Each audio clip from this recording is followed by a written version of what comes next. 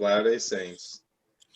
The You know what's Latter-day crazy is Saints. one of my friends, he's a former Mormon, and his family is all hooked up in the Mormon church.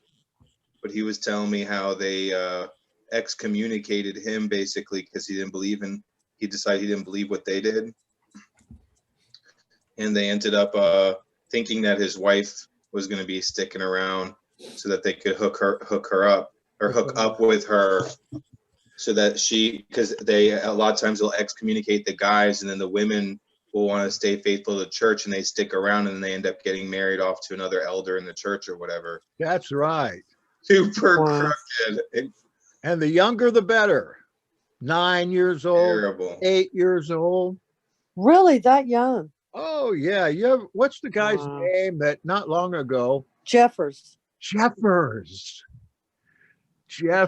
can't remember his first name. Oh, gosh.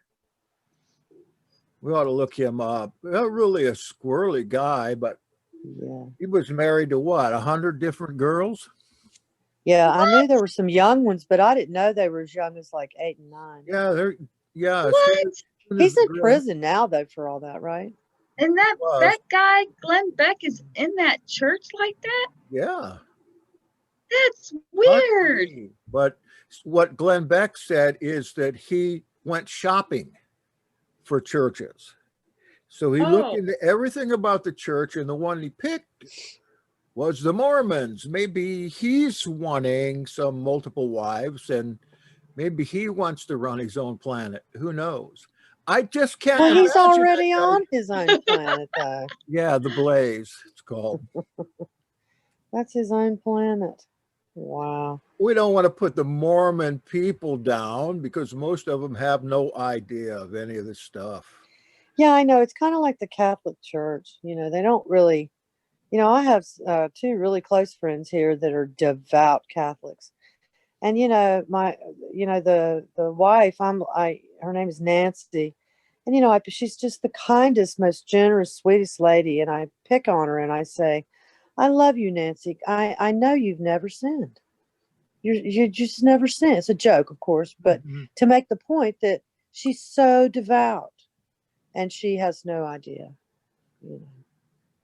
about the upper echelons of the church. It's kind of like Mormon is very much like Mason, and though Catholics are anti-Mason, anti-Mormon, they've got a hierarchy. Right. And it's not until you get up higher in the hierarchy, even a clergy person, before you learn this other stuff. Like, the brother of Yeshua in the Mormon church is Satan. They're brothers. Right. Oh, yeah, that's right. Pretty crazy.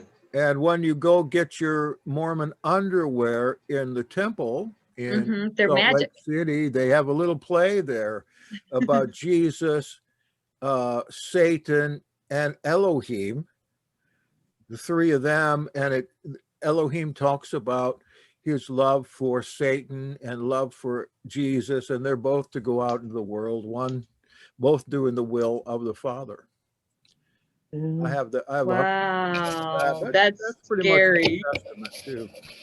Wow. Brother Sapphire Bowl. Baal. Sapphire. Good to see you. Good to see everybody. I spelled it that way to not scare people.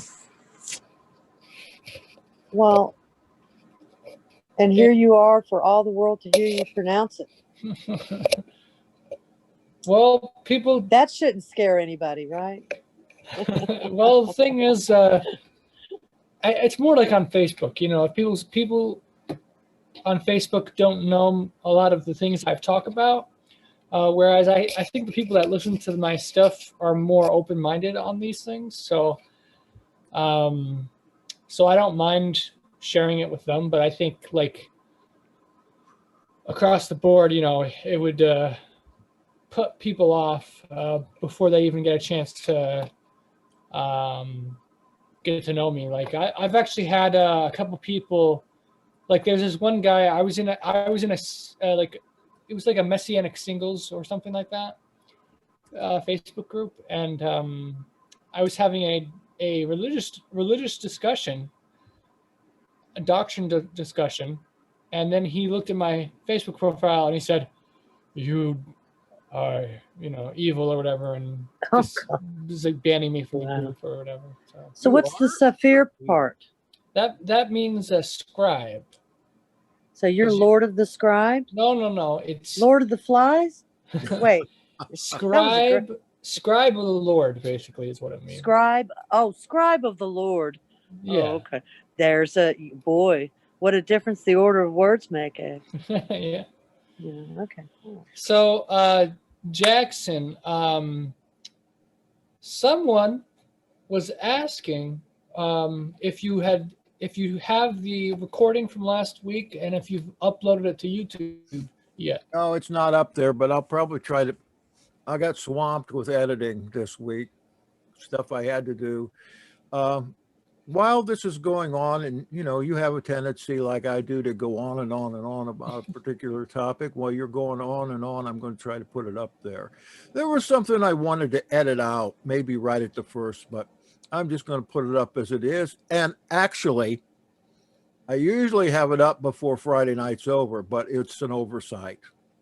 What was the thing you wanted to edit out?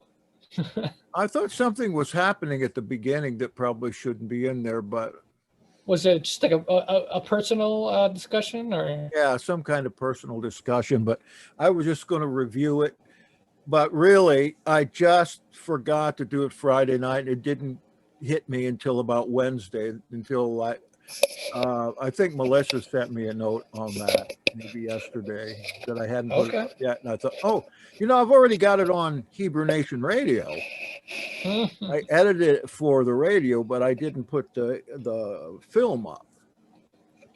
How many people are actually listening in on the Hebrew Nation Radio? Okay, a lot. Approximately. Oh, on Hebrew Nation Radio, I have no idea. There's no idea. All I can say is I've been there every night for 7 years. So if nobody was listening to it, I wouldn't be there anymore. They won't give me any statistics. I get once in a while, I get a note from somebody on Hebrew Nation Radio, but the way they work is that if you don't hear anything, then you must be doing good. It's in a good spot. It's at 11 o'clock at night on the West Coast. And of course, Hebrew Nation Radio is on the West Coast. And you're on there every week, 2 nights a week. It's weird to think about because who knows, some random person I've never met might be hearing me. It's just kind of funny to think about. But I'm sure that there are a lot of people that listen to this. I've been in the same time spot for a long time, and it's supposed to be one of the prime spots on the West Coast at 11 o'clock. And at first they put me up against Nuri, who was on at 11 o'clock there. So they said, this is back, a couple years ago. They said, you're the only one we can put in competition with Nuri. Because, you know what I'm talking about? What's that called? AM? George Nuri. Coast to Coast AM. Coast to Coast AM. Mm-hmm. Because George Nuri. So they thought you could compete with Nuri. Yeah. That's pretty prestigious. I don't even know who that is. Oh, he's a big talk. You would probably like him. He's like a big famous talk show host guy. He's all into aliens and all kinds of stuff on Coast to Coast. Yeah, I remember hearing that guy before. Yeah, George Nuri is. I've seen him in like documentaries on Discovery Channel. All about aliens and UFOs and Nephilim, all that kind of stuff. Yeah. Very interesting. You would like it. Well, that is a good sign, UFO Jackson. before. The unfortunate thing is on the East Coast, where most of the people that I know and who send me stuff, it's at 2 o'clock in the morning. It's a night owl thing, but they schedule it so it would be at 11 on the West Coast because everybody's off work. Everybody had supper. People that stay up later, they're going to listen to that, I guess. But I would love to get some statistics. That'd be cool. You must be. You're right. I agree with you. You know, if you weren't doing well, they would have They Yeah, would have booted you. I mean, 6 nights a week for 7 years. That's something. So, it's also to keep up with that kind, the show is 50 minutes long. To keep up with that kind of thing, it just takes an awful lot of audio editing because these shows have to be exactly 50 minutes. There has to be a break at this particular point. There's got to be a nice introduction. And so if your thing comes up 30 minutes long, you got to find 20 more minutes somewhere. Right. Fortunately, That's awesome. I had Well, a you lot have of such a stuff. great radio voice. He fills So it you with can definitely product play them. placements. That's right. Like Like- Sting coffee. Yeah. Shouldn't I put on your commercial for these folks? No, we've shared it before. But Emerson's asking, do you have a That's link to the Hebrew Nation radio channel? Yeah, it's HebrewNationOnline.com.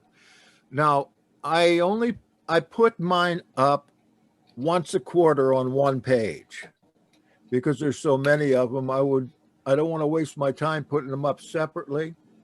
So I haven't put up January and February yet, but they're out there on Hebrew Nation Radio. There are at least 12 to 1,500 different shows. Wow. How many, if you're doing 6 nights a week, 7 years, how many shows would that be? I don't want to do the math, but that's a lot. No, I don't either, but it'd be a doggone lot of them, like 2,000 shows, I think. Yeah, I mean, let's just say 300 days a year times 7 years. That's 2,100 days. So, but you're on there a lot. We've done a lot of stuff together, and usually the ones we do take 2 different shows. I have to fix them up for 2 different segments.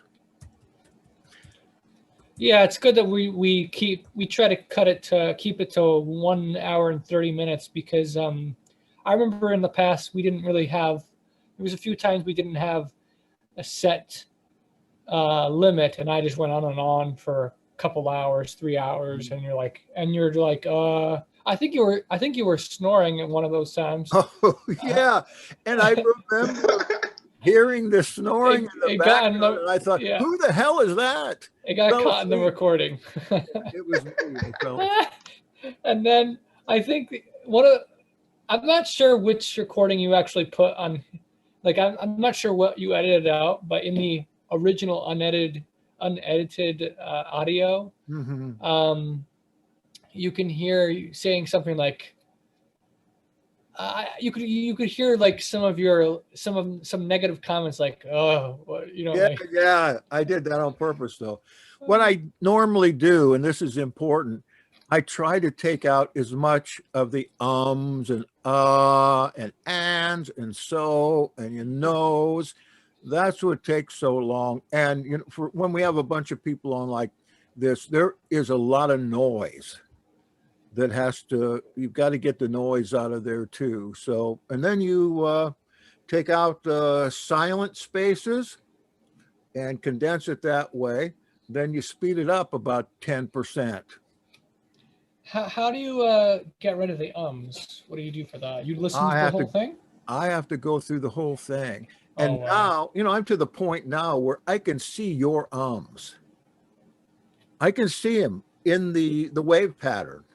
So I just honestly, everybody has a different and you get to recognize the wave pattern. So you can go through pretty fast and you see that wave pattern. And 9 out of 10, that's going to be an or an and or a so, that kind of thing. And I tried to reform you, but then I gave up.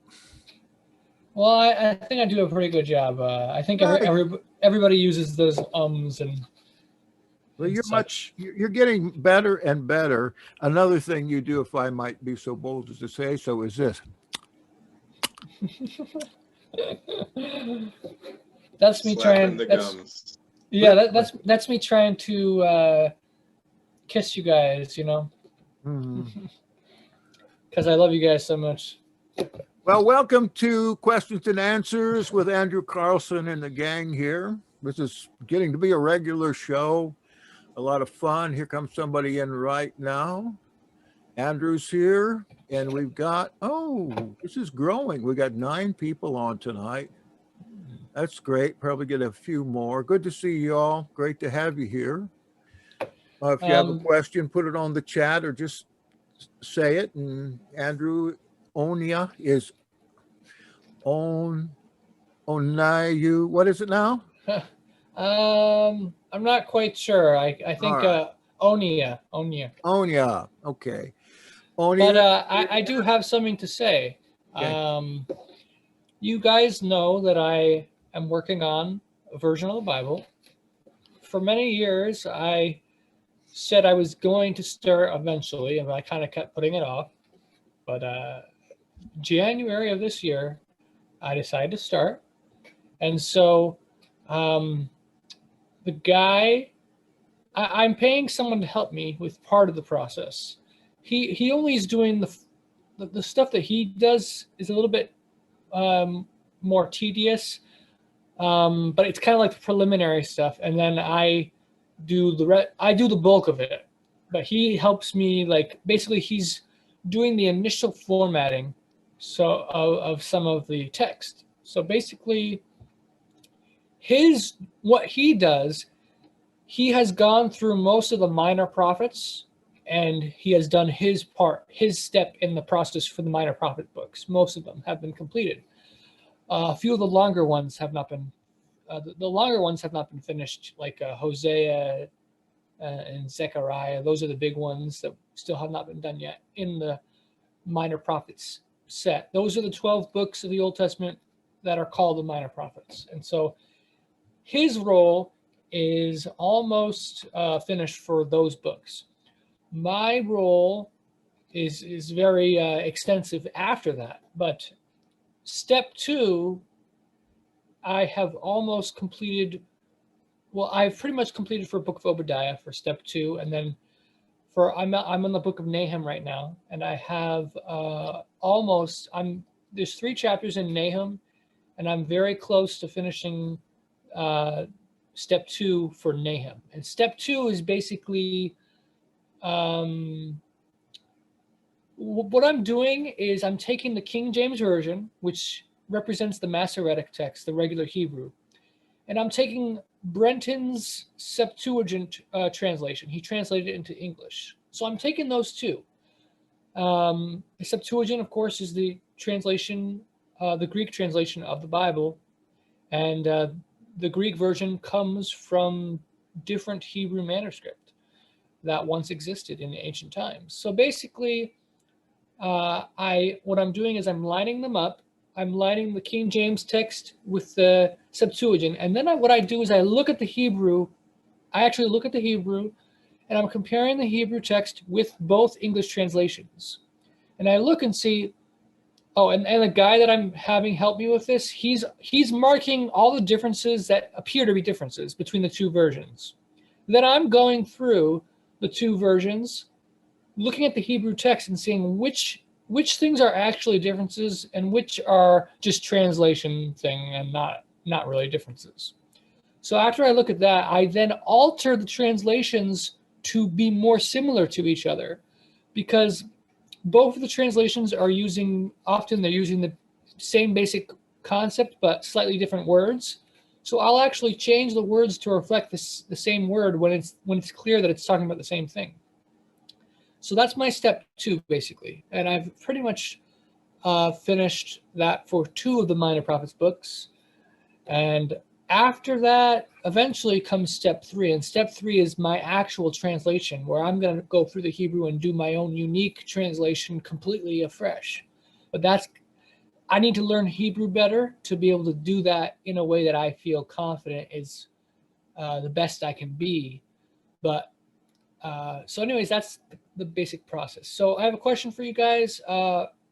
Knowing that 3-step process, do you guys want me to release the books as I finish step 2 and then release them again when I finish step 3? Or do you want to wait until I finish step 3 to release the book? Jackson, what are your thoughts? And Emerson and anyone else? Talking to Ty Weigel about this, he and I talked about this very thing, and we talked about the different ways of doing this. And I think he thought you ought to do it in serial format. You get one book done, you do it book by book, then you release that book. And besides, like they did with the scrolls, the better ones started tearing them up to pieces and selling little pieces about the size of a postage stamp. Yeah. So they can make more money. I think you'll get better dispersal that way. You can get people on board to subscribe. And that kind of work, you ought to get paid for it, honestly. I would certainly pay for it. When you talked with him, did you talk about way long ago, or did you talk with him 16, recently? But we were talking about this very thing, and we had probably 2-hour talk about it. And I thought it was a really good idea. So I agree with that, but the only thing that I'm wondering is, should I release them in serial format twice? Basically, should I release it when I finish step 2 for each book and then release it all again when I do step 3? Or for each book, should I wait until step 3? Well, my opinion, you should release a book at a time, but then do a revision of that book. So maybe that would be the same as releasing it step 2, and the revision would be step 3. That gives you even more serial books to do. And the more you do, the better chance you're going to have to get people subscribing, if that's what your intention is. Okay, so I'm probably going to, when I finish the Minor Prophets, step 2 for each book of the Minor Prophets, I'll probably release them as a set, all 12 together, and share with you guys that. Okay. Anyways, sorry for the tangent there, but I thought you guys might be interested to hear that. So I have something for you too.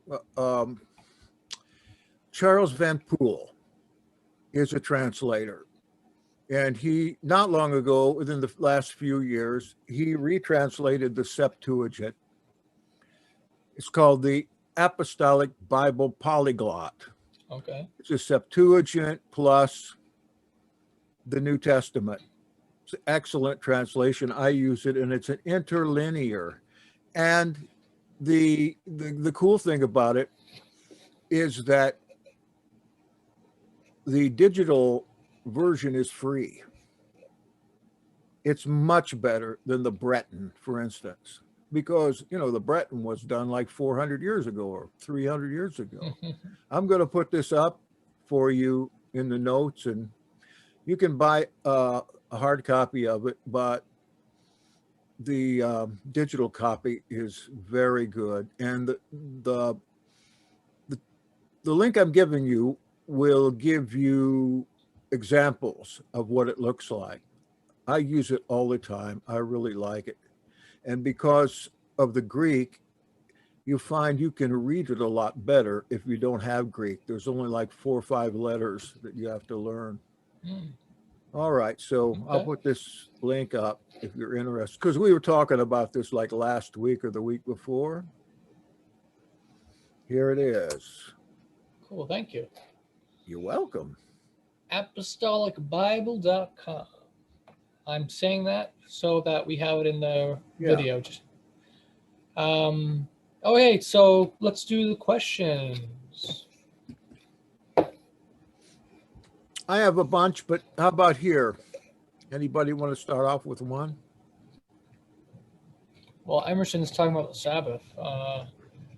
Yeah, I had a question because I'll post in there, but I know there's some people that are pretty strict when it comes to the Sabbath day, and they don't even use technology even. Like, I don't understand if it's because they say it's like from a spark of electricity and that's the fire, and they're taking a single verse maybe a little too seriously. But I was curious to know if, do you think that it's something that because I know Messiah said that, man was not made for the Sabbath, but the Sabbath was made for man. And I know that the Pharisees made things like really strict where they were even counting steps and things like that on the Sabbath day. So I'm curious to know your guys' thoughts on how strict the Shabbat should be kept versus those that are being like maybe more religious about it and not really getting the heart of it. But I feel, you know what I mean?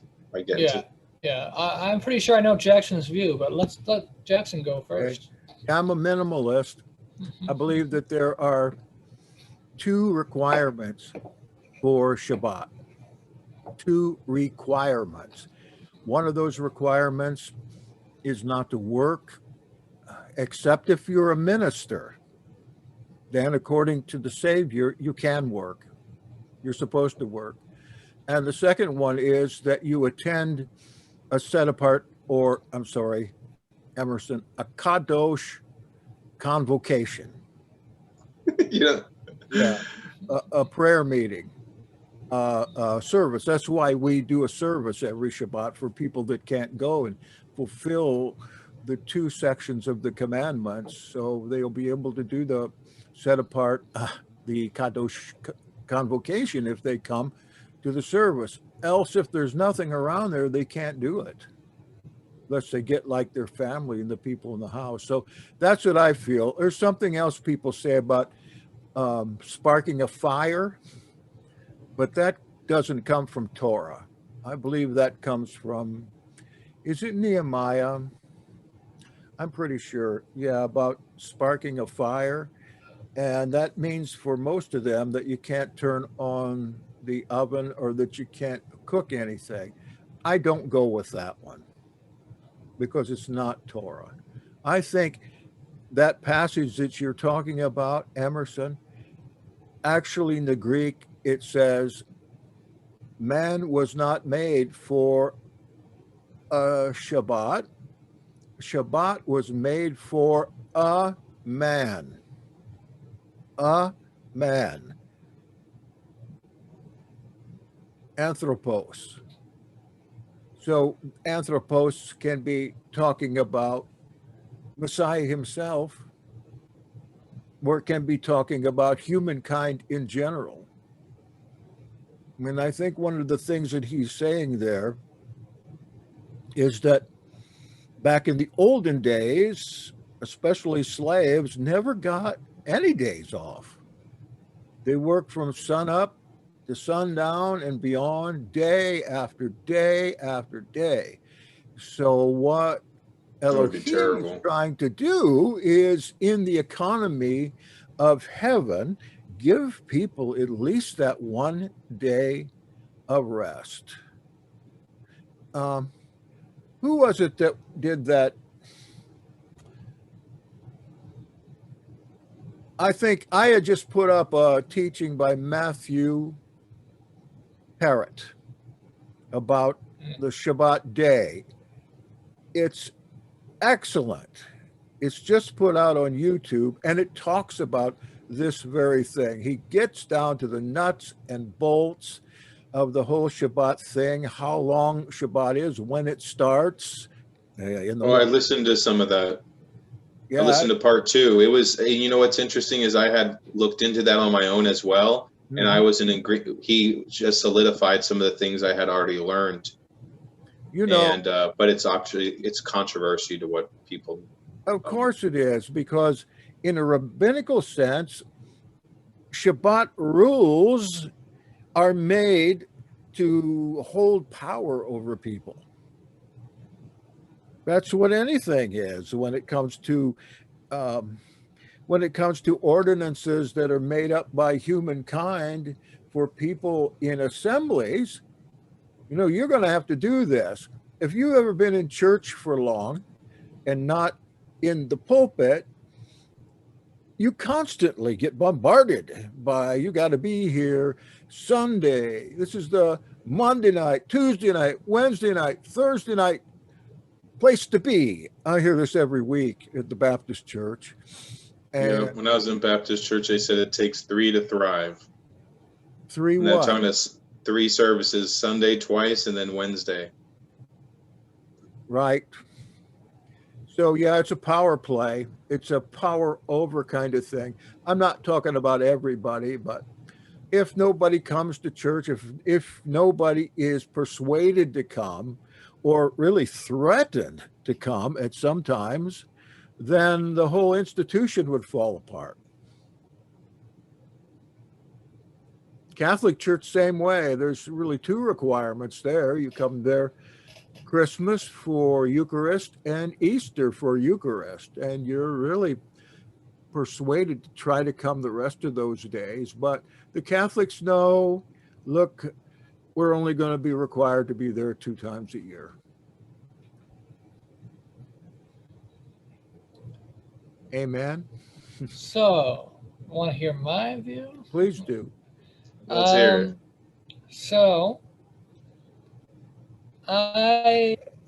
years ago, I'll just qualify this by saying I currently do not keep the Sabbath due to my belief that I'm not in covenant yet with the Creator.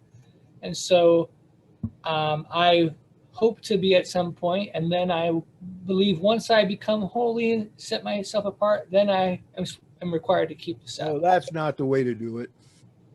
That's what my personal belief. The I reason shouldn't be so prescriptive. The reason is I kind of, there's certain things in Scripture that made me conclude that, but also just by self-analysis of certain sins in my life, it just kind of made me think about how I'm not really, it's kind of foolish to try to keep the Sabbath day holy if you're doing, you're making it unholy in other ways. Like, for example, a lot of people say that they sin every day. I'm not convinced that that's true, that everybody sins every day, but that's one of the common Christian things. But sin is forbidden on the Sabbath. It's actually forbidden. So if you sin on the Sabbath, you're breaking the Sabbath, and you're not keeping it holy. So I'm saying that just to give you guys the context, but years ago, I did keep the Sabbath, and I kept it strictly, and I kept it too strictly. To tell you an idea of how strictly I kept it, I would not use any electricity. I remember. Yeah. Very strict. I tried to basically not go to the bathroom at all on the Sabbath. Okay. Yeah. It was things like that. It was pretty crazy. I felt bad if I was using a knife because the knife is cutting food. So I went pretty extreme into it. Now, but I think the tendency that people have of what the Messiah said is taking it way too far in the opposite direction. There's extremes, and sometimes extremes can go both ways and be both wrong, and that the truth is somewhere in the middle. And I would argue the truth is somewhere in the middle, and that the Pharisees were too strict in some things for the Sabbath, but they were also too lax in certain things for how to keep the Sabbath. They actually made justifications to break the Sabbath. And so I believe that the whole thing about the Sabbath was made for man and not man for the Sabbath, I think that is stretched beyond the intent. So, of course, the meaning of it is that if the way you believe the Sabbath is supposed to be kept is inherently a detriment to humans, then that cannot be the true interpretation. That wouldn't make sense, because the Sabbath was made for the glory of man, as a blessing. It was not made as a curse. Yep. So that's what it was trying to say. But it was not saying that it was made for man, therefore you can break the Sabbath when it's convenient or when you are in a difficult situation. That's not what it's saying. So there's one thing that I emphasize, and that is it is forbidden to break the Sabbath even to save your life. But sometimes certain things that might normally be forbidden on the Sabbath might not be forbidden on the Sabbath when it's for the purpose of saving your life. So that might seem like I'm doing double speak there, but I'm not. There's some specific examples, I believe, which justify the distinction. So we use the priest as an example. The Messiah, as well as the Book of Jubilees, tells us that the only work allowed on the Sabbath is the work of a priest. So you look, what is the work of a priest? And you see that that work is permitted. But non-priestly work is, priestly work is permitted to save life. But non-priestly work is not permitted to save life. Even if it's to save a life, if it's non-priestly work, you're not allowed to do it. So would be preparing meat then be part of that? Yeah, I would say, well, the thing is, the priests prepare the sacrifices, right?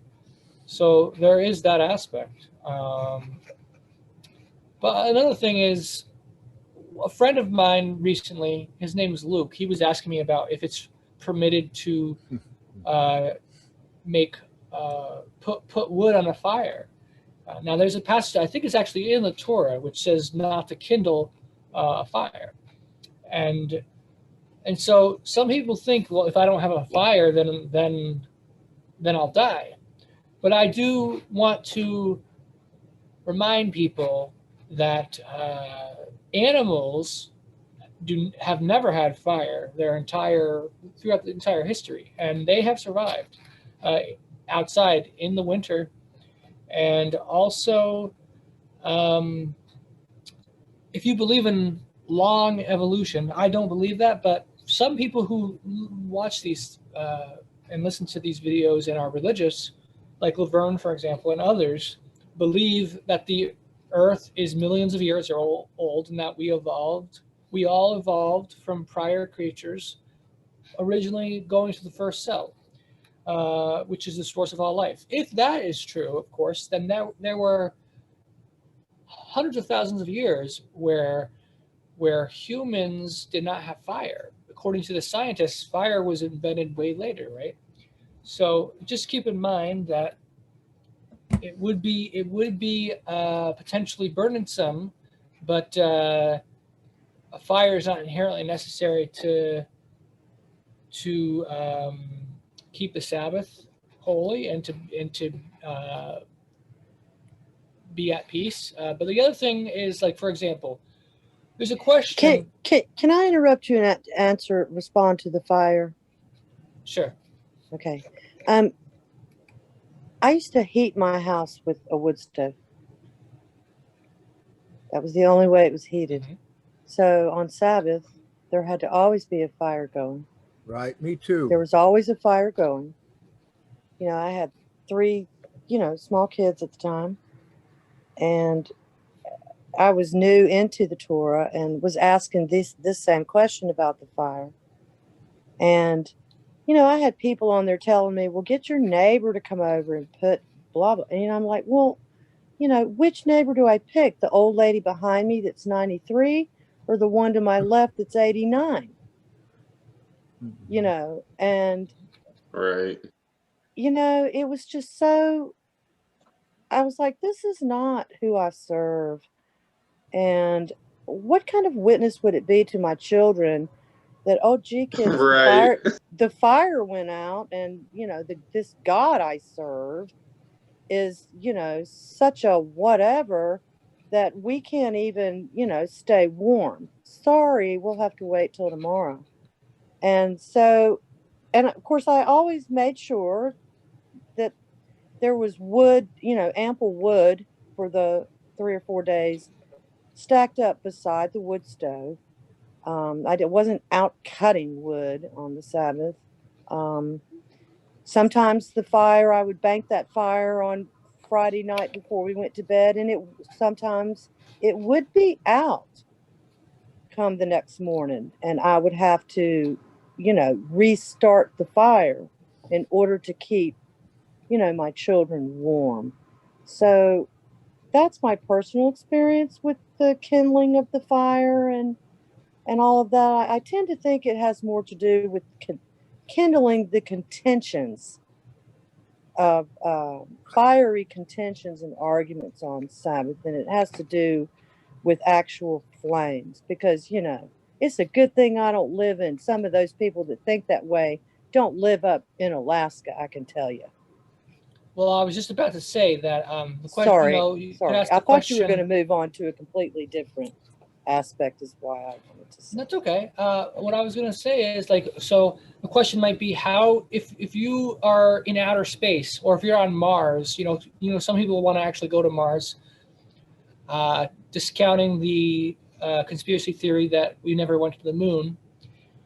Assuming we went to the moon, right?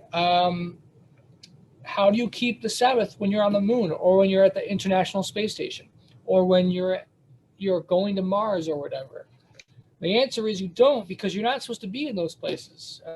How do you keep the Sabbath in Alaska or the North Pole or the South Pole? The answer is you can't really, and you're not really supposed to be there.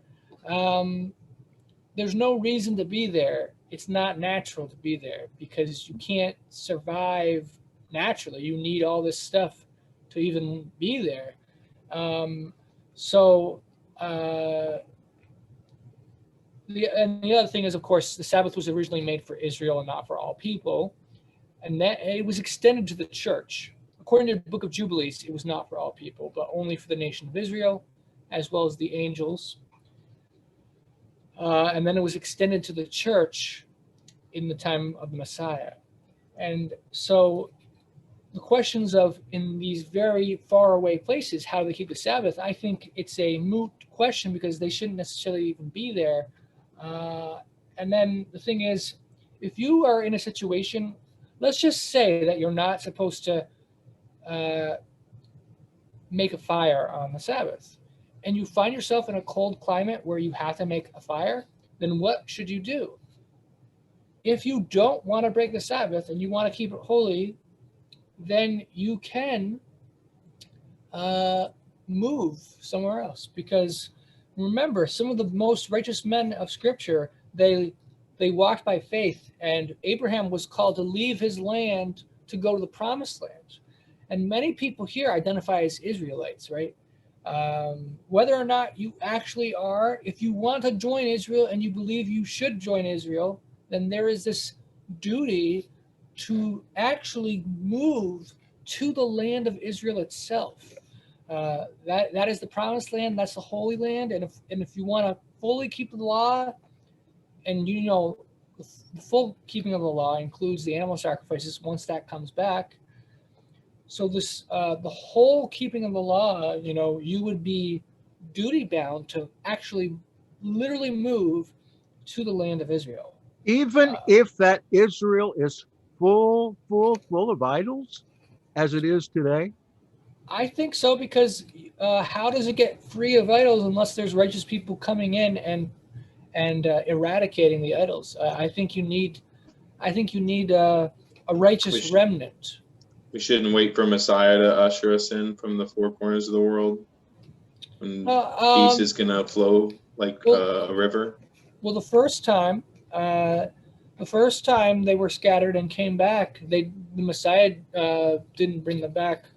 By the Messiah, I mean the Messiah didn't come as a human and bring them back from the Babylonian exile. Some people might see certain prophecies which seem to say that the Messiah must come back first before Israel is to return. But I think you could debate that. So let me say this about the Sabbath. The thing is, people say the Sabbath was made for man, not man for the Sabbath. But I got a question for you. Was the Sabbath made for the man who was picking up sticks? There's a passage in the Torah, in the book of Numbers. We read this, people read the Bible and they don't really think about the implications of some of these passages. Some of these passages are kind of horrific to modern sensibilities. There's actually passages which glorify genocide in the scripture as a command from the Creator to commit genocide, to kill actually babies, innocent babies. There's passages which glorify and endorse slavery and enslaving Gentiles. But if they're Israelites, you're not supposed to slave Israelites. You can have them as indentured servants, but you can't have them as slaves. But if it's Gentiles, it's okay to have them as slaves. That's actually in the Bible, in the Torah. But it's very much offensive to our modern sensibilities. Another thing is the Torah's view of women, very different from modern sensibilities. So keep in mind that it's possible that the Bible may say something in the Torah, for example, which may go against our gut reaction of what we feel is right. And we have to wrestle within ourselves whether we want to accept what the Torah says or believe that it's false and reject the Torah, or believe that perhaps the Torah is corrupted in that verse and maybe it says something different in the original. There's different ways of approaching it. But we have to wrestle with what the scriptures say. And so the scriptures specifically say that a man was carrying sticks on the Sabbath. And the Israelites did not know what to do with this man. Why didn't they know what to do? Didn't the Creator say, don't work on the Sabbath? And if you do work on the Sabbath, you would be put to death. So when they saw this guy collecting sticks, why didn't they put him to death? It's because they weren't sure if collecting the sticks broke the Sabbath. So they were confused about it and said, this might be okay. Let's ask the Creator. So they ask Yahweh. Moses is the intermediary. Moses prays to Yahweh and says, what should we do with this guy who was picking up sticks on the Sabbath? And Yahweh answers Moses and says, kill him, stone him to death. Of course, the Israelites didn't have any way of knowing for proof if it was actually Yahweh saying that. Maybe it was just Moses making things up as he went along, right? But Moses was claiming that Yahweh himself said that this man is to be put to death because for the evil, despicable crime of picking up sticks on the Sabbath. And why would this guy be picking up sticks on the Sabbath? He probably was getting sticks to build a fire and make his house, make his family warm. The thing is, if you think about his mindset, that guy, what if he didn't have any wood and there was no way to build a fire? Yes, he did not prepare, right? So what if you're not prepared? And you might be cold the whole Sabbath. Are you saying that during the entire Sabbath, this guy who did not prepare has to suffer, and his kids have to suffer, be cold because he didn't prepare? Is there a chance that there's like a mistranslation or a misunderstanding in that version that we read? Because it does seem crazy extreme to be stoned to death for picking up sticks. It's one story that always struck me as odd when reading the scriptures. I think that's in Nehemiah. No, it's in Numbers.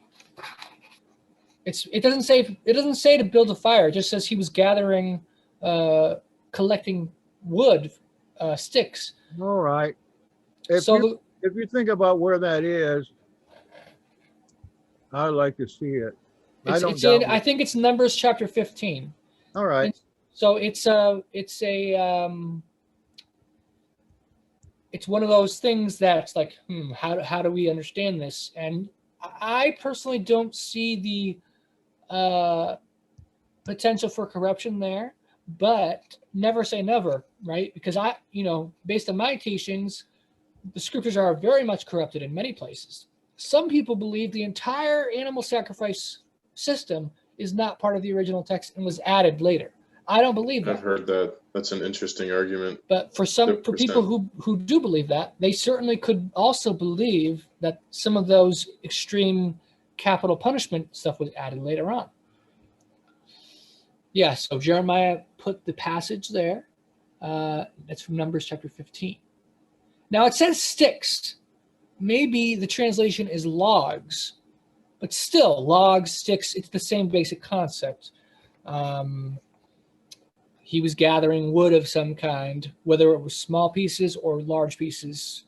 I would think the principle is roughly the same.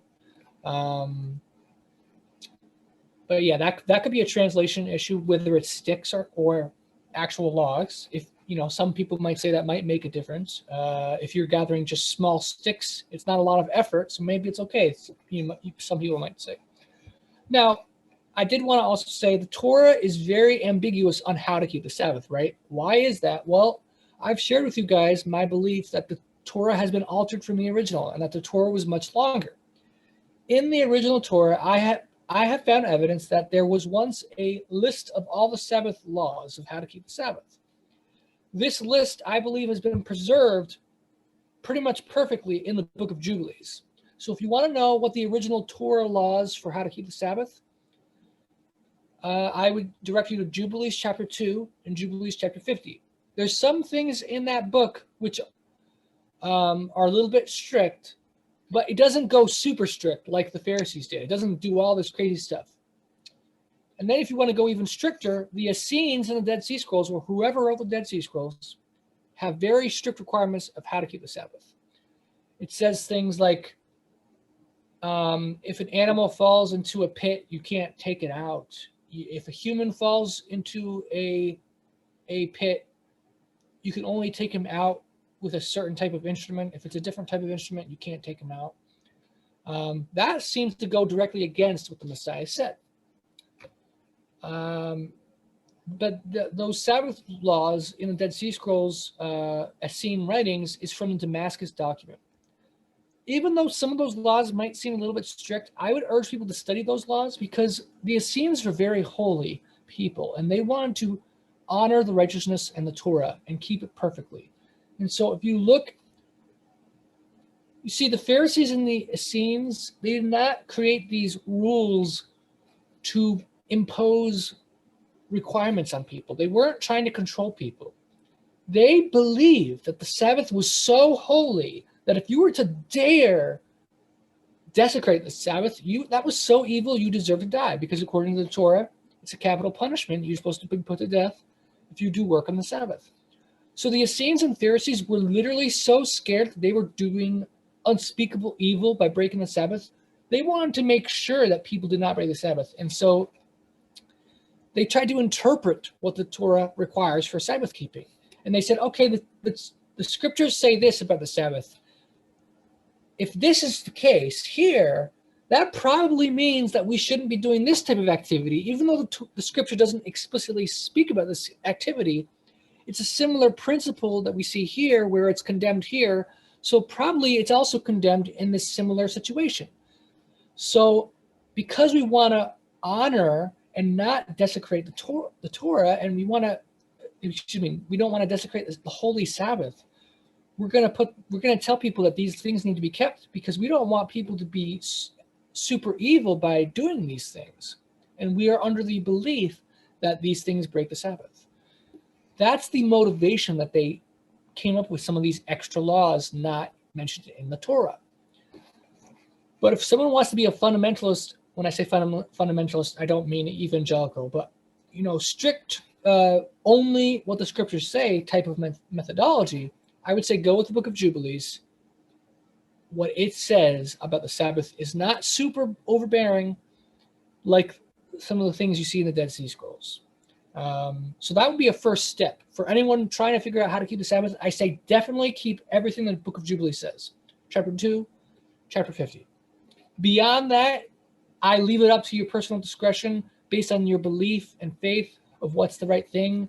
I would urge study of the Damascus document and to try to follow what those rules say, but with the understanding that some of those rules might be more strict than they should be.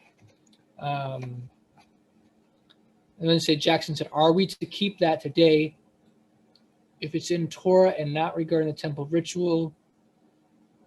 What the homilies say about stuff like that. Which keeping the Sabbath, or what do you mean? Well, in the homilies, if you got a Nazarene Acts, it's in book 3. The Kifah says that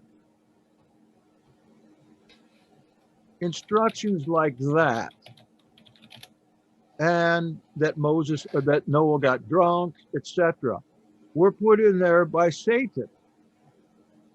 and need to be called out?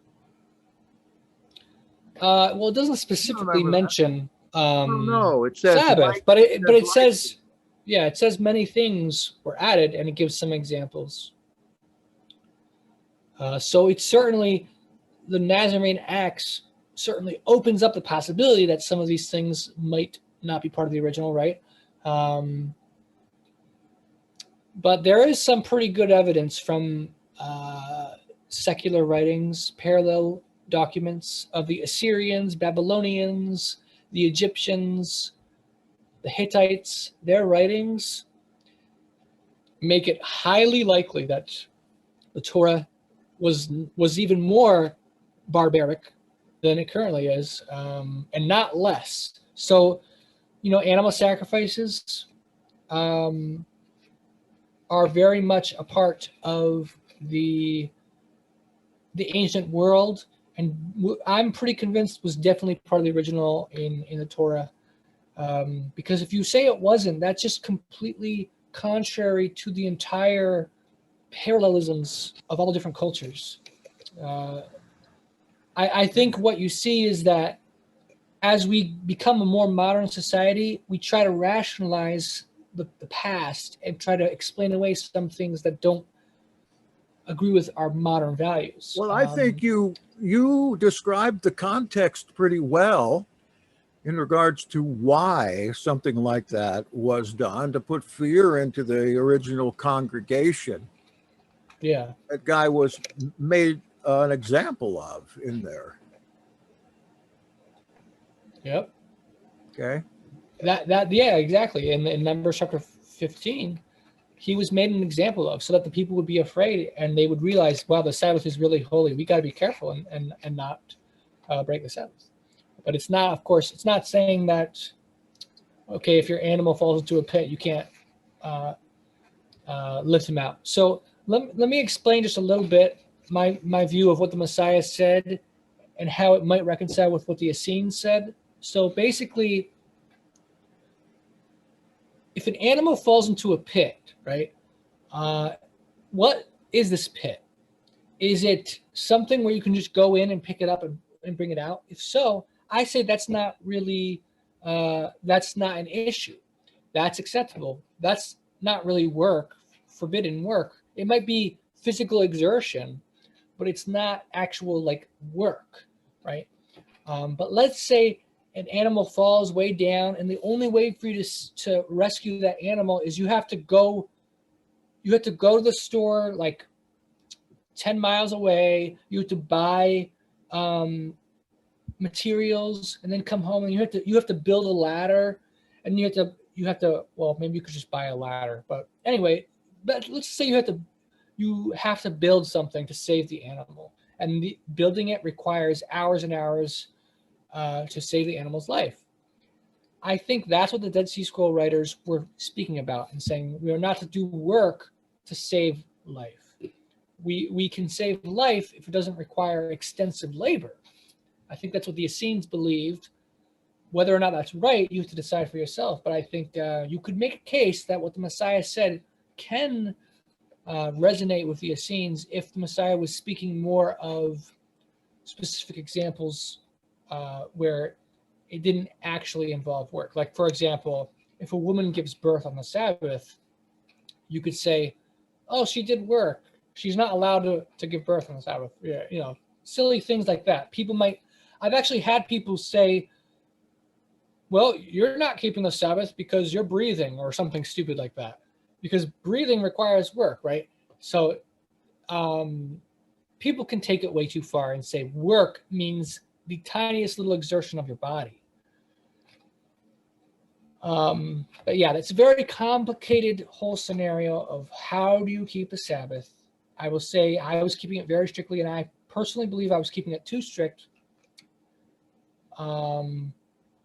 But one thing to consider is we live on the grid, right? Now, I would encourage people to try to eventually get off the grid if possible. But it's not really feasible for a lot of people to get off the grid for much of their life. So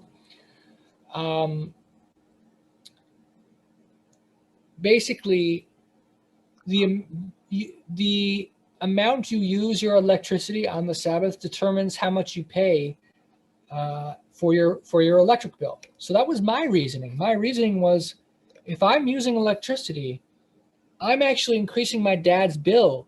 And so in a sense, I'm actually buying on the Sabbath. I'm doing buying and selling on the Sabbath by using electricity. I felt convicted about that. So I decided I wasn't going to use electricity for that reason. But I was using battery powered stuff. And I would use my phone, but I would charge it before, and then I would use it until the charge went out, and then I wouldn't use it anymore. Same thing with fire. I would be okay with a fire that was prepared before the Sabbath started. But once the Sabbath started, I couldn't keep making the fire, like preserving the fire. I would let the fire continue as long as possible by just letting it go. And as long as it was there, I would be with the fire. But once the fire went out, I wouldn't start it again.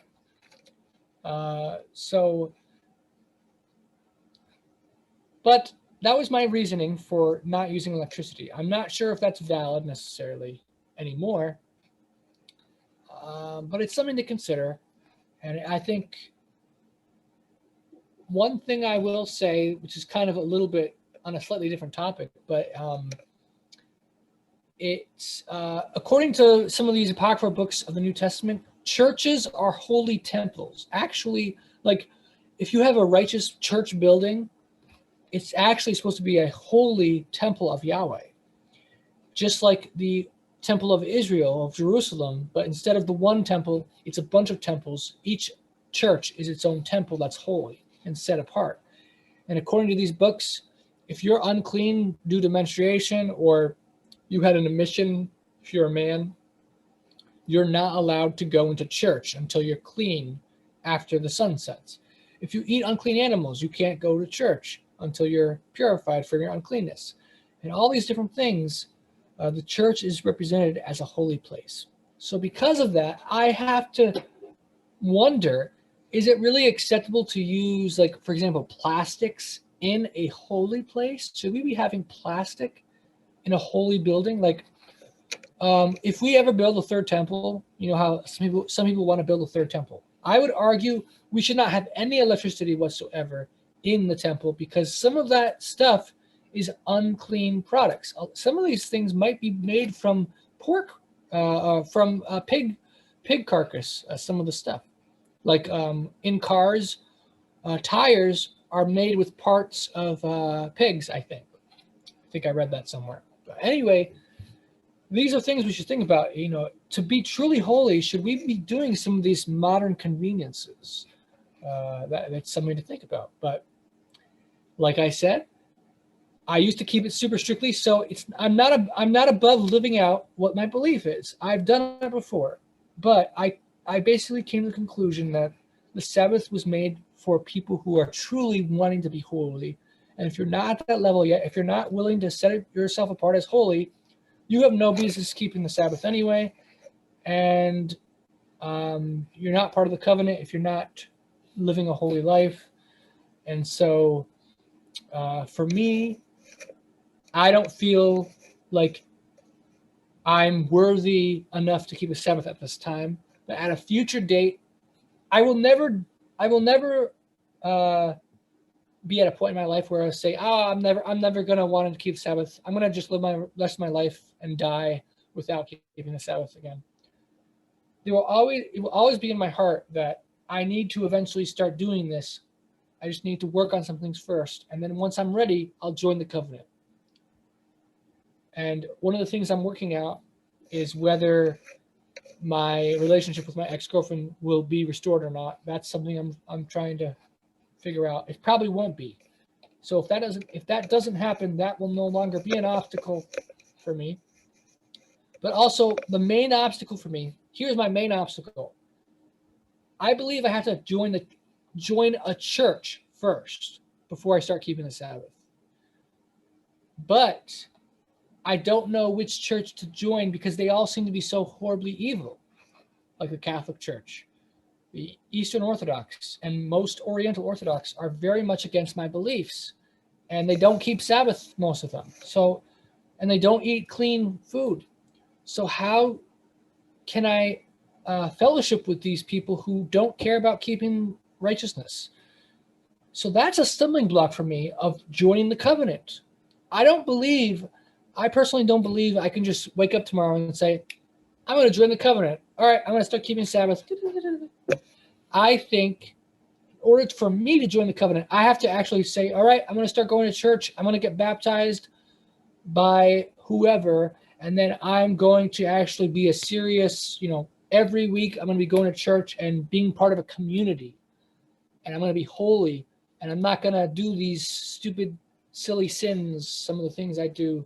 I'm going to forsake that. And I'm just going to sell myself out completely for Yahweh and the church. Until I'm at that level, I don't think I can be part of the covenant. I don't believe I can just declare myself part of the covenant. So that's my struggle, is finding a church that I feel I can justifiably say, all right, I'm comfortable joining this church and fellowshipping with these people. Anyways, that's a long tangent. Or, long-winded, I guess you could say, rant on my part. Jackson, what are these documents you shared? Damascus and community rule. Damascus and the Yahad or community rule, I reduxed them so that they're more understandable. And I put them up there because you mentioned, I think, the Damascus document, to look through it and see what it says in regards to how you should live. Those are the exhortation sections. So I thought that would be helpful for some people that don't know what you're talking about when you were talking about the CD, the Damascus document. Yes. Yeah, so as a thing to say, I'll just say whether how strict or not you keep it, you have to decide for yourself. But just keep in mind, like I said, the Sabbath is extremely holy. I used to say, this might be a little bit over the top, but I used to say breaking the Sabbath is like raping God. I don't know if that's quite as true. That might be putting it a little bit harsher than it actually is. Yeah, I think it's comparable though, because it's something holy, set apart. It might be a better comparison to kind of be like, how it says to honor your parents. It'd be kind of like you completely mocking and making fun of something extremely special and important to your parents, and they care so much about it, but you just want them to feel bad about it. Like you don't even care. You think they're so stupid about this kind of thing. So I think it's kind of comparable in that sense, where it's a horribly dishonoring to your parents if you do something like that. In the same way, we're dishonoring extremely the Father if we desecrate the Sabbath. And the Sabbath is super holy, so we gotta study for ourselves how to keep the Sabbath holy. It's not just keep the Sabbath. It's not just don't do work on the Sabbath. It's keep the Sabbath holy. So I encourage you guys, study the scriptures and try to determine what true holiness is. It's important topic.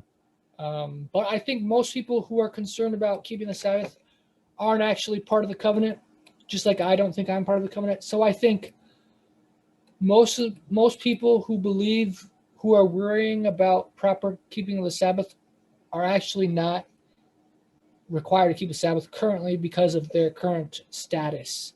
But if you believe you are part of the church, or if you believe you are part of Israel, then you are required to keep it according to your belief. Hold on a sec here. Let me see. There was a few questions. I just wanted to make sure. Okay, and then Melissa said, this was way earlier, aren't we all in the royal priesthood? Because the scripture says priests can do work on the Sabbath. And there's a translation, which the translation in the New Testament makes it seem like all believers are priests. But that's not correct. If you actually look, that passage is a quote from the Old Testament. And when you look in the Old Testament, the source of that quote, you go to the Hebrew passage.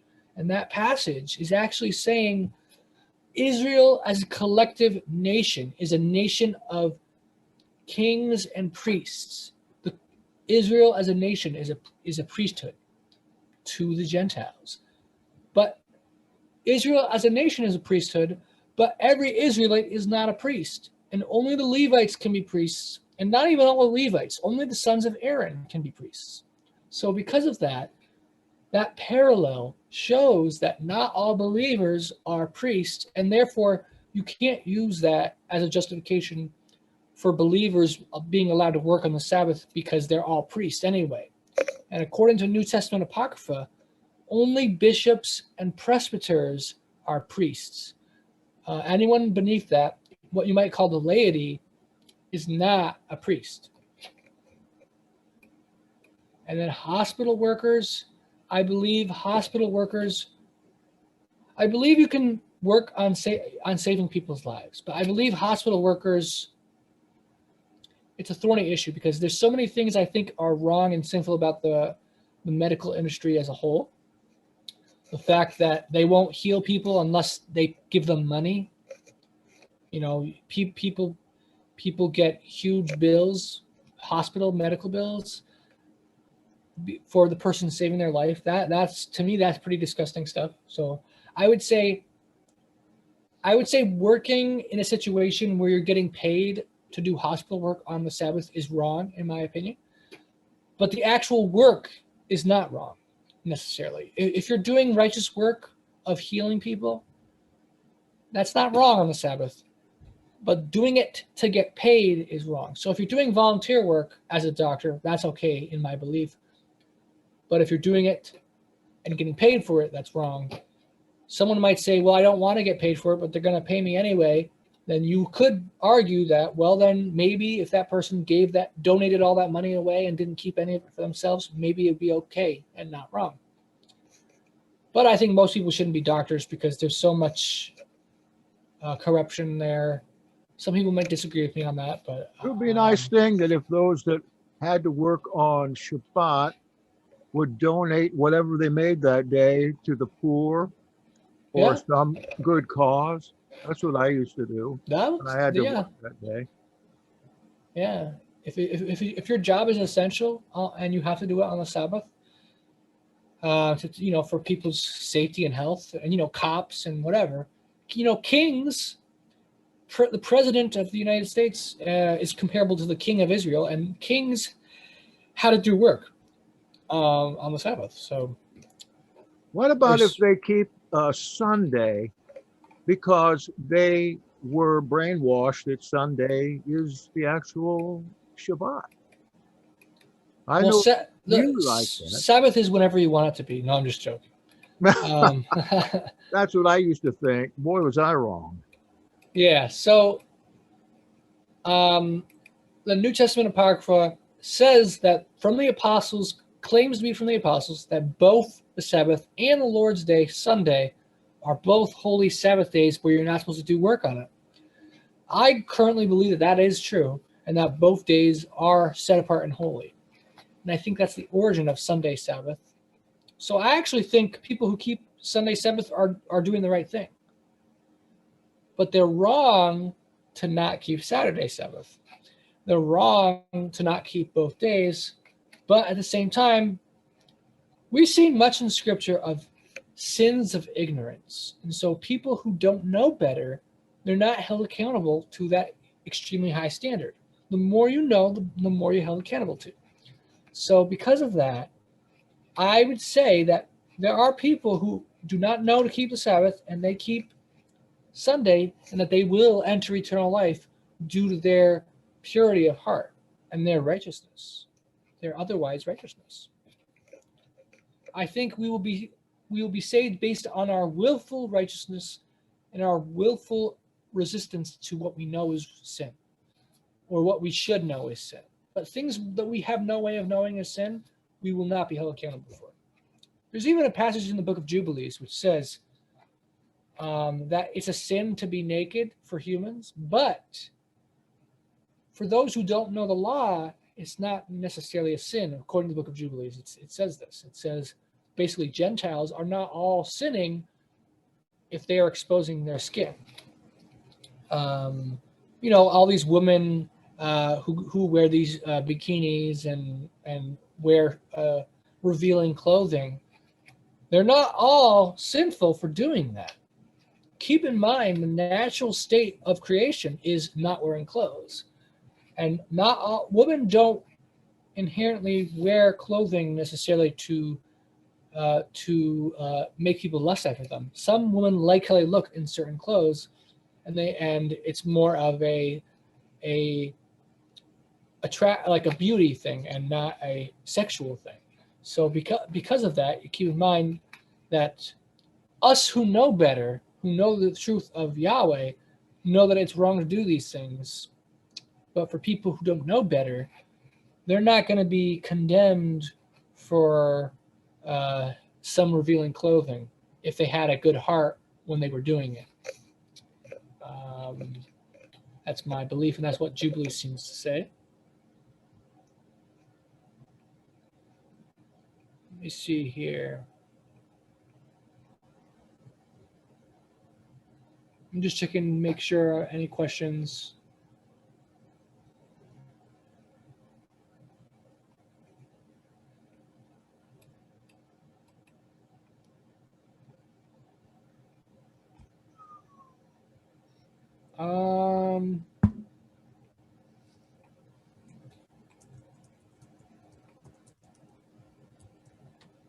I'm getting close. Okay, is joining a church required? I believe it is, according to the New Testament Apocrypha. It's a commandment that we are supposed to be baptized, and then basically the church is the same thing that the Essenes did. The Essenes, you had to join the community. You had to sell all your possessions or give them all to the community. You become part of the community, and then you're a holy congregation. And now you are a communal entity where you live together as family in your group. Not necessarily in the same house or in the same room, but you're in the same neighborhood. And you're all living together and working together and helping each other and loving each other as family, as spiritual family. And so we're required to be part of the community of believers. And because of that, we are required to join the church because... Oh, wait a minute. Join a church? A church as in a holy church. Why do you say church? That's the English like word. A Christian church?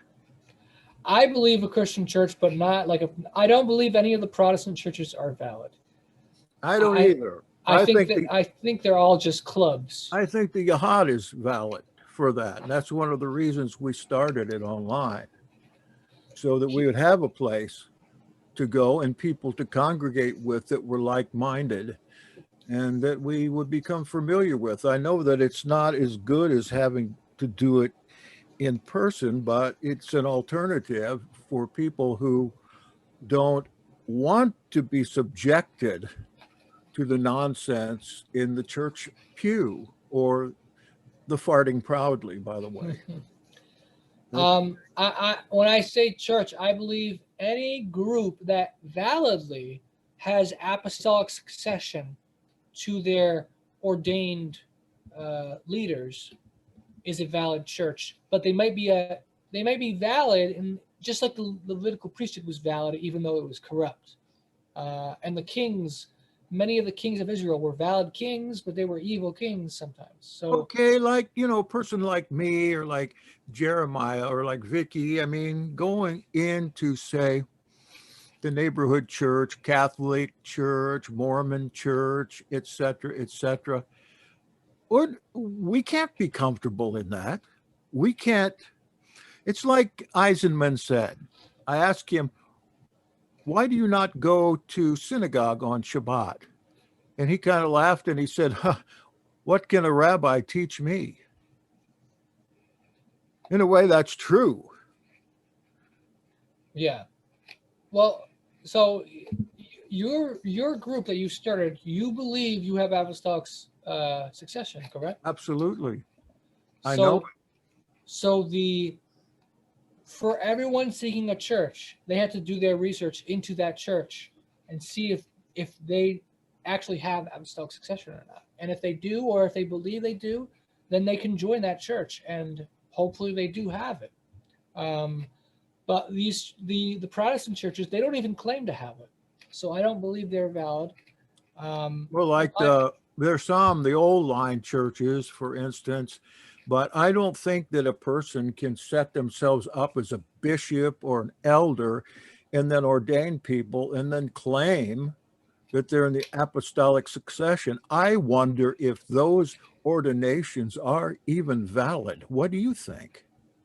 Of which groups? Well, I'm talking about, say, Joe Blow starts a Hebrew roots group, sets himself up as an ordaining elder without any authorization from anyone, though he would claim, well, I'm not authorized by man, but I'm authorized by God. Self-ordained. Yeah, self-ordained. Are you digging Paul? Are you attacking Paul here? No, not at all. Paul was rightfully ordained by James, and you can see that in Paul's letter. He got the right hand of fellowship, and that is a euphemism for being ordained by James the just.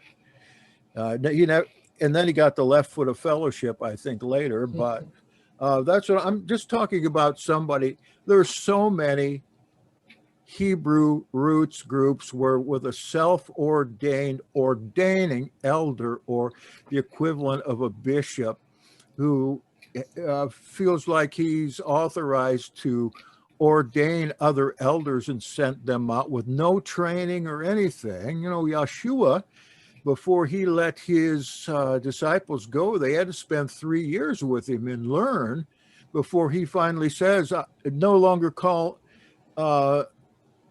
me teacher, call me friend. I might have got that quote wrong. Yeah, something along those lines. Yeah, I mean, I agree with you. Like, for me, I felt like, well, if no one's going to have a good church, then I wish I could just start one myself. But I remind myself, if I do that, my church will not be legitimate, because I do not have the lineage, the apostolic, like the old covenant priesthood required a lineage of Levitical genealogical trace. It's not required for the new covenant priesthood, but the new covenant priesthood has its own genealogical line, the line being apostolic succession, where you were ordained by a prior priest. You have to have it to be valid, in my belief. And so that stops me from making these churches. And I think a lot of the Gnostic groups or the heretic groups aren't actually super evil groups. Like, they're not really more heretics than the average Joe that you know, necessarily. But the reason they became heretics is because the people who ordained them, removed ordination. They actually have power to remove ordination. The people over you, someone who ordained you, if you basically violate some of the laws of the priesthood that the apostles commanded, you could actually have your priesthood removed. If you lose your priesthood, but then you say, nope, I'm still a priest, and you decide to start your own church, you were truly ordained apostolic succession. But because you were deposed by other priests, your priesthood is no longer valid, but you believe it is. And so you've started a whole group, and now your group is heretical because they no longer have that authority anymore. And I think that's the origin of these heresies in ancient times. You had all the different groups that had their founders. Mm-hmm. The Valentinus, the Gnostic, he actually pretty much, I like a lot of what he says, and I don't see too much wrong with what the things he said. Well, he was ordained by a bishop. Right, he was ordained. And then I think he might have been kicked out of the church. Yes. And then when he was kicked out, then he had followers still, and he had a congregation, and they kept coming. And so because he was kicked out, but he still kept practicing, he was condemned by the rest of the church as an invalid priest because he was no longer acting in the authority of the church. I think that he was. Well, there's an argument. A rightful priest. You know, he might or might not have gone off the wrong way. He might or he might not. And then it could be that the entire church went off the wrong way and he didn't. But the point being here is after you're ordained in the succession, it's up to you. You're not going to lose it, but you're going to be, like Yeshua says, some of you going to get a mild beating and some of you going to be getting a rough beating because of what you've done. So we're getting close to the end here, but what is this Enneagram thing that you guys have been talking about? The Enneagram is an ancient scheme that Paul used, for instance. It goes before Paul into Greek philosophy, where there are Ennea means 9, gram means letters, where you evaluate your personality or the personalities of others it's based on a person's primary sin, but the reason for doing it is so you can understand other people and treat them as they want to be treated rather than just looking at other people from your own personal perspective. What do you think, Jeremiah? Can you address that?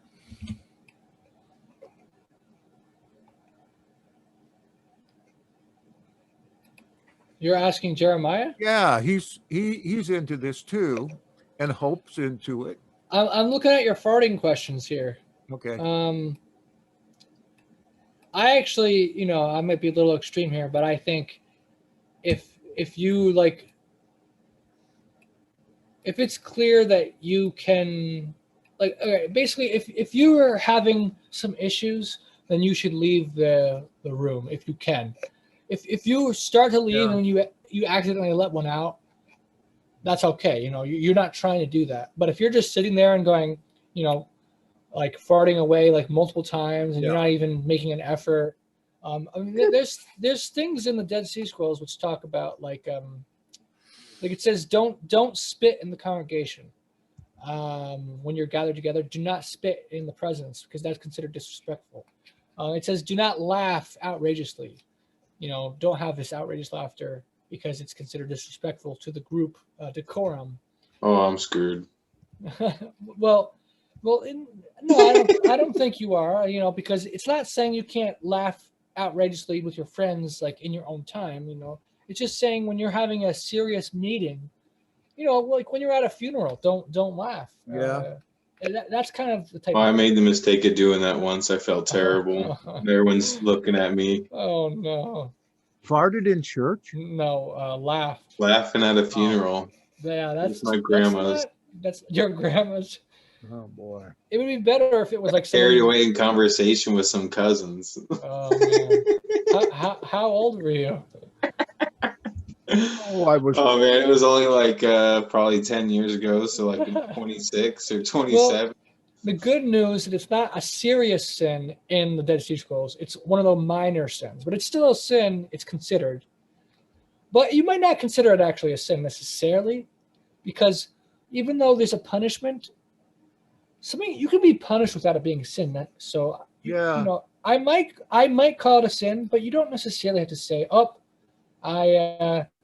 I laughed, therefore I'm going to hell. I don't think it's necessarily the case. But like a raka. But if you laugh and you are rebuked and say you're not supposed to laugh, you reduce rations for the next couple of weeks. That's in the Dead Sea Scrolls. Reduced rations. You're banned from the meeting for until for a few weeks or whatever. It says if you're sleeping in the meeting, you're temporarily banned from the meetings as punishment. So Jackson, you'd probably be banned. Yeah, probably. Yeah, so it's just like, you might not say it's a sin, but you might say it's just something that you shouldn't have done. It was unintentionally disrespectful, and you learn over time. Whoops, I shouldn't have done that. Like when you're a kid, you make mistakes. That's part of growing and learning and figuring out what's right and what's wrong. If you know it's disrespectful, you're aware you're doing it anyway, but you don't care, that's a sin. But if you're like, if someone does something or says something funny and you just can't help but laugh, and you're like, oh man, I shouldn't have laughed, but it's like a natural reaction sometimes, right? Yeah. Well, you didn't willfully do that. It was an accident. So you might be punished for it, but you wouldn't be evil for doing that. Whereas if you're like, if you're like rudely interrupting someone talking and you're just completely disregarding their respect, that is a willful act of sin, that I would say. Okay.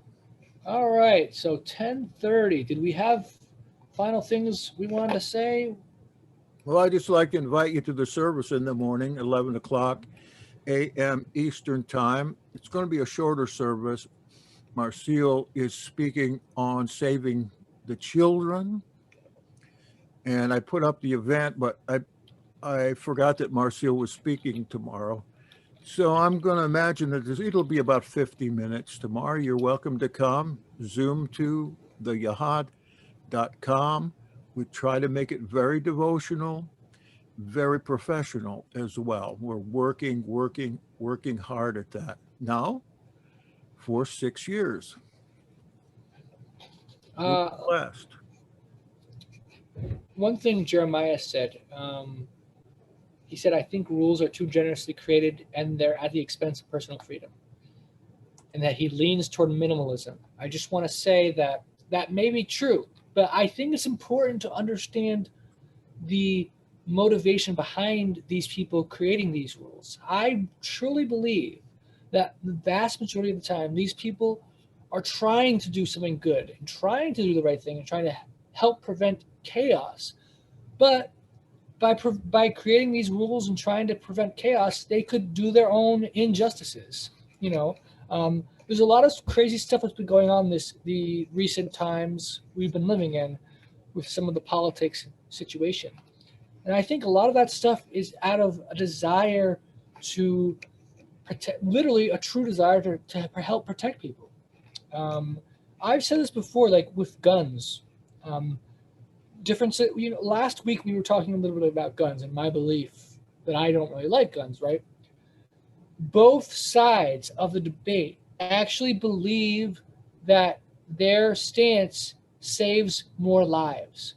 The people who are against guns and want strict gun laws believe that those laws will save people's lives and that more people will die if they don't have these restrictions. The people who believe the opposite, that we should have guns, proud Second Amendment, believe that if everybody has guns, then crime will go down, people will be less likely to kill each other or hurt each other because they'll be afraid that person might have a gun. So I'm not going to. Proven fact. So regardless of which is true, because I think it can be true in some places, and in some places it could be different. I think both sides mean well and they don't want to see people die, innocent people die. So both sides care. It doesn't mean both sides are right, but both sides truly want people to not be killed. So one side might put rules in place out of a good-hearted desire to help people. But then it might get abused. People take it too far and get carried away with it. And that's where we see all the crazy overreach of government in many things.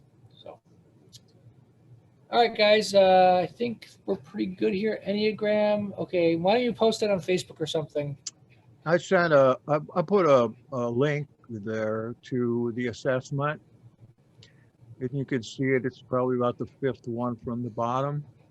You might just want to click that link for fun, run the assessment, see how you come out, and we'll talk about that next time. I have a number of trainings on it, lots of them. And it's a very good tool to get along with other people, especially difficult people like you and me.